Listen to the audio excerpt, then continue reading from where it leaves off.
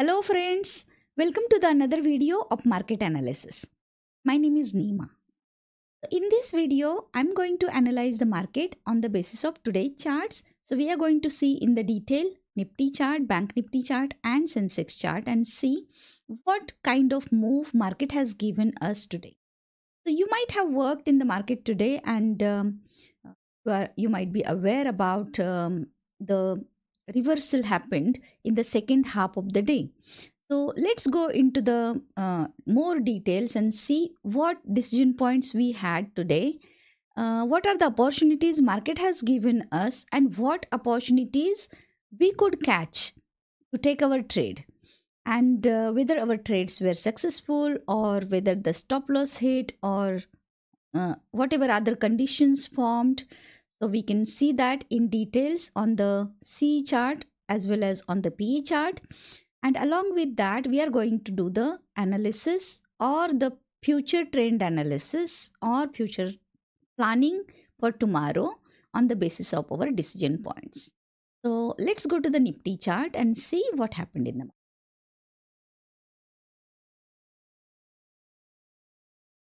You can see here, this is Nifty chart or Nifty opened around 23,750 today.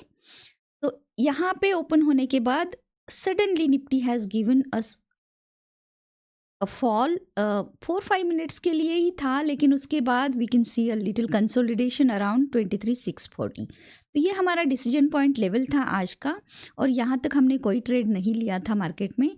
सो ये consolidation काफ़ी देर तक चला, like around 10-15 तक ये चला और उसके बाद again market has given a sharp fall and that to the next level 23,560 level. और ये मूव कंटिन्यू रहा. इसके बाद मार्केट ने वापस एक पॉज लिया था. ये भी पॉज लगभग एन आवर्स पॉज था और उसके बाद और एक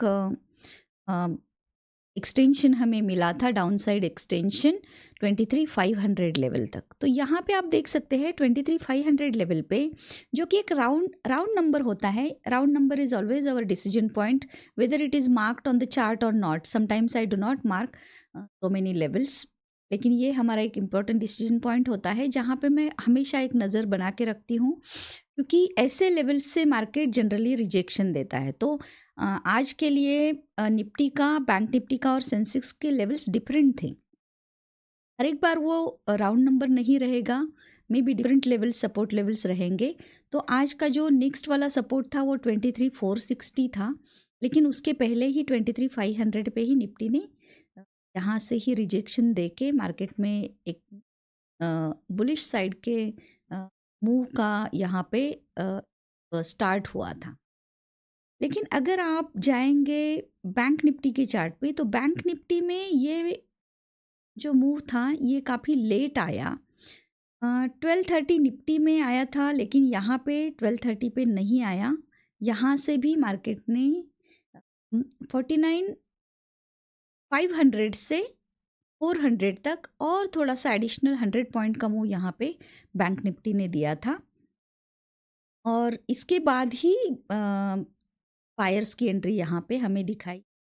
तो थोड़ा सा निफ्टी और बैंक निफ्टी के चार्ट पे यहाँ पे इस 30 मिनट्स में थोड़ा सा एक डिफरेंस हमें देखने को मिला. आज बैंक निफ्टी थोड़ा सा ज़्यादा फॉल हुआ था और थोड़ी काफ़ी आधे घंटे के लिए कम से कम ये ज़्यादा मूव डाउन साइड का बैंक निफ्टी ने आया. इसके बाद अगर हम जाएंगे चार्ट पे और डेली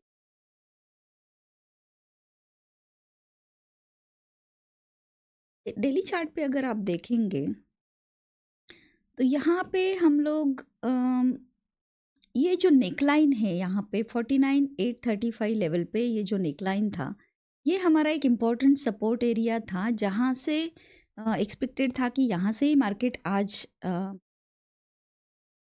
रिजेक्शन देके या रिवर्सल देके यहाँ से ही वो दे दे, लेकिन वो नहीं हुआ. हालांकि वहाँ से भी मार्केट ने काफ़ी अच्छा डाउन साइड का मूव 500-600 पॉइंट दिया है और उसके बाद ही मार्केट ने में एक रिजेक्शन दिया है. बैंक निफ्टी का जो कैंडल है वो हैमर नहीं बोल सकते इसको, एक हैमर थोड़ा और ऊपर आना चाहिए था। निफ्टी में स्ट्रांगली वो हैमर बना है, लेकिन बैंक निफ्टी में थोड़ा सा मार्केट और नीचे ही रहा। यहाँ पे अगर देखेंगे, यहाँ पे विक काफ़ी बड़ा है, तो ये एक प्रॉपर हैमर कैंडल बना है। यहाँ पे रिजेक्शन काफ़ी ज़्यादा बायर्स की एंट्री हुई थी, और अगर आप देखेंगे इस कैंडल को, तो यहाँ पे विक बहुत ही बड़ा है और बॉडी काफ़ी छोटी है इसकी। तो बैंक निफ्टी के कंपैरिजन में निफ्टी में बहुत ज़्यादा बाइंग हुआ है, और काफ़ी ऊपर तक वो लेवल आया है। लेकिन दोनों कैंडल्स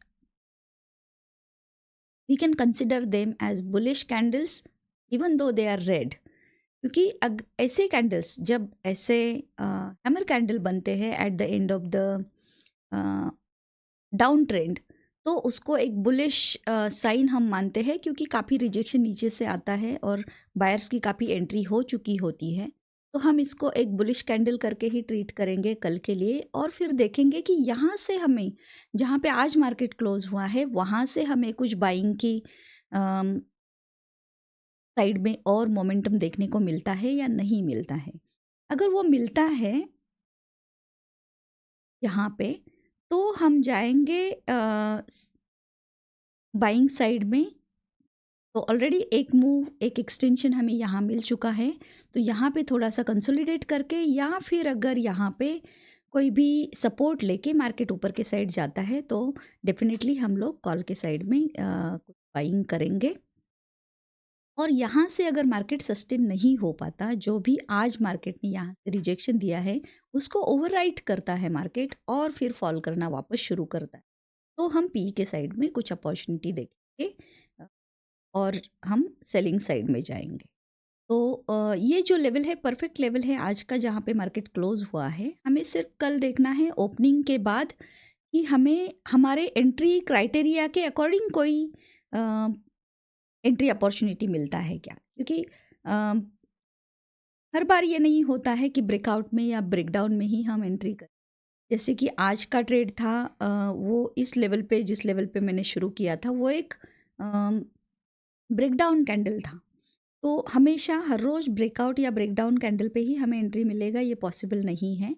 हमारे दूसरे भी एंट्री क्राइटेरियाज़ है, जैसे कि इंड्यूसमेंट पे हम एंट्री लेते हैं, ऑर्डर ब्लॉक पे हम एंट्री लेते हैं। तो ये वाले जो क्राइटेरिया जब फुलफिल होते हैं, तो हम अ, उस साइड का, बुलिश साइड का या फिर बियरिश साइड का एंट्री करने के लिए वो अपॉर्चुनिटी लेंगे।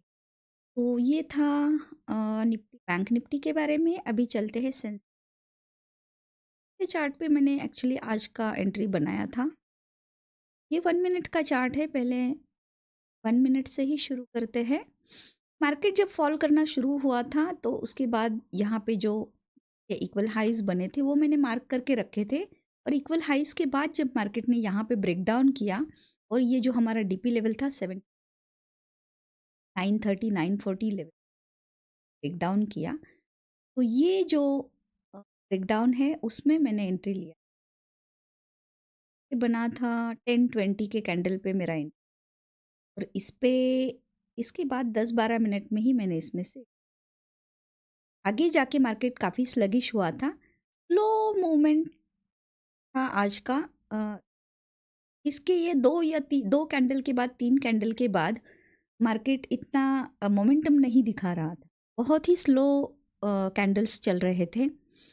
इसलिए यहाँ पे जो, मतलब ये मूव होने के बाद, ये 4-5-6 कैंडल का, इसके बाद बहुत ही स्लगिश आप देख सकते हैं, बहुत स्लोली मार्केट नीचे तक गया है।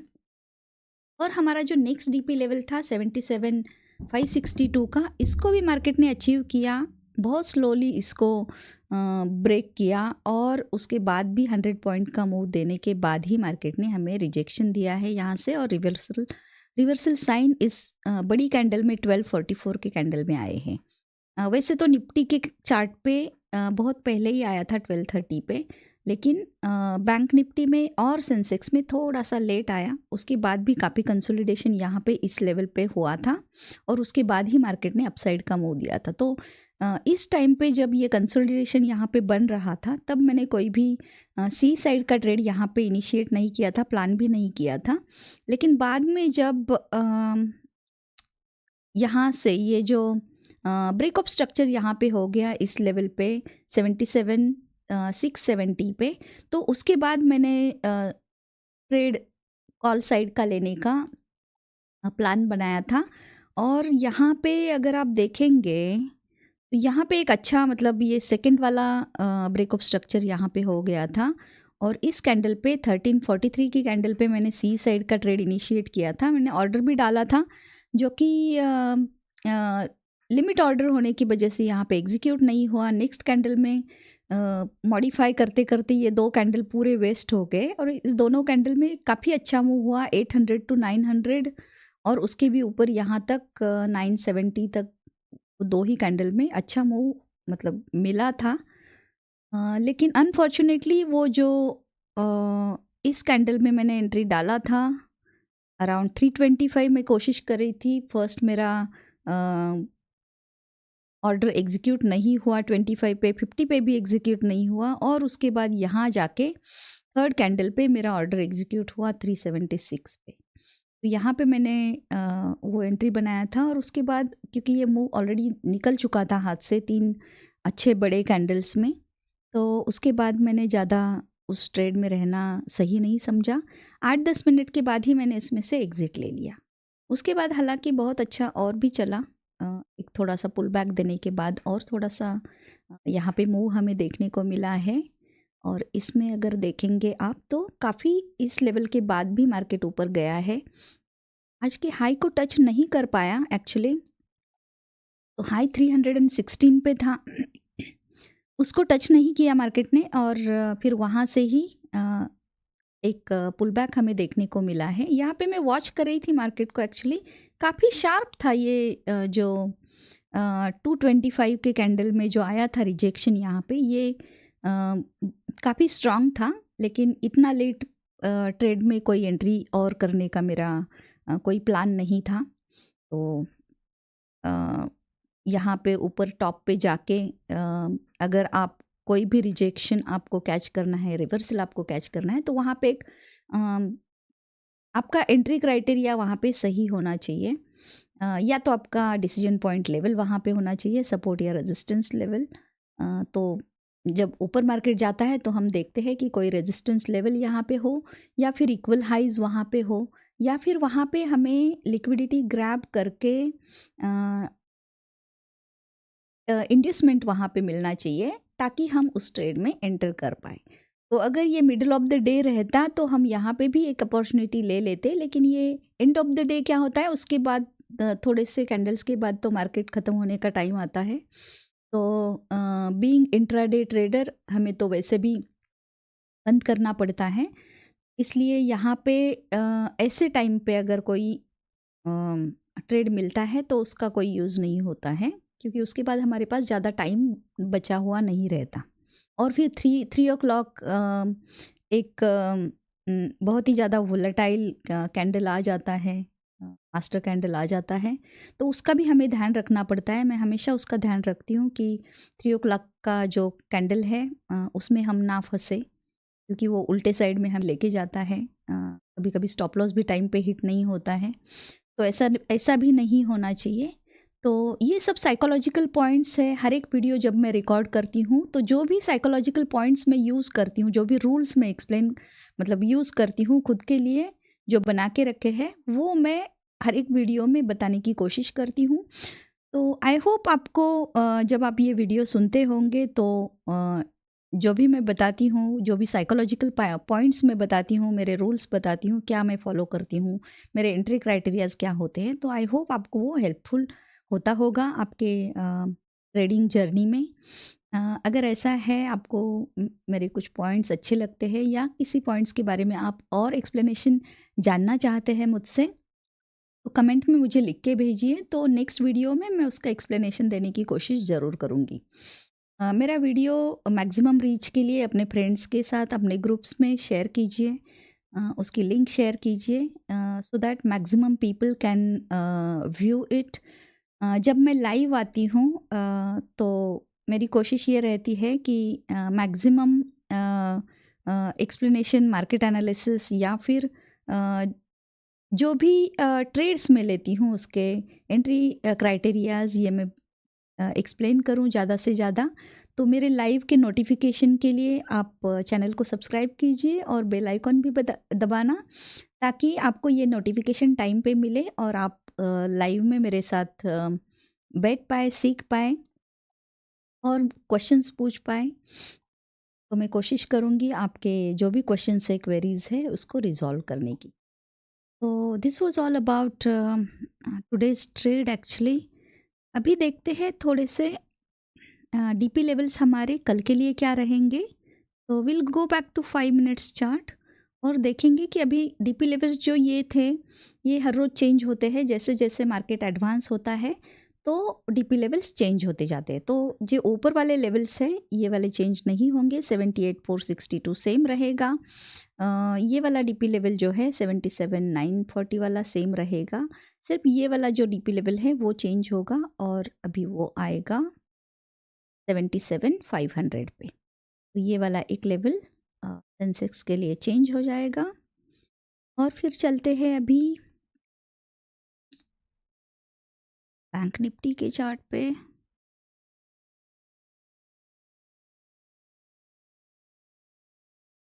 यहाँ पे भी ऊपर के लेवल्स चेंज नहीं होंगे। जो सपोर्ट है वो अभी रेजिस्टेंस बनेगा और फिर